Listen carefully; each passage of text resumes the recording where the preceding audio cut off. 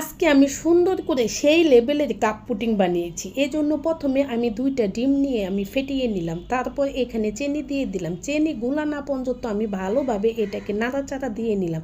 এখন দিয়ে দিলাম ভ্যানিলা সস, দেওয়ার পর আবার নেড়ে চেড়ে দিয়ে দিলাম। এখন দিলাম আমি দুধটা দিলে আবার মিশিয়ে নিলাম। এখন ক্যারামেল বানানোর জন্য একটি কড়াইতে দিয়ে দিলাম চিনি দিয়ে জাল দিয়ে আমি এভাবে ক্যারামেল বানিয়ে নিলাম।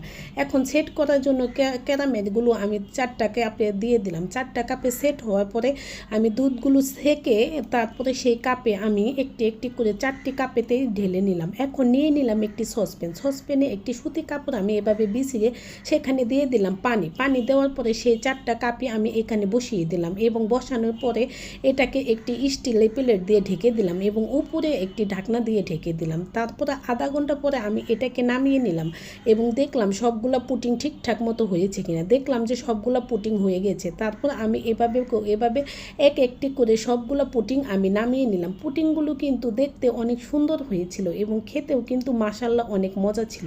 আমার ছেলে মেয়ে তো এগুলো পেয়ে মহা খুশি।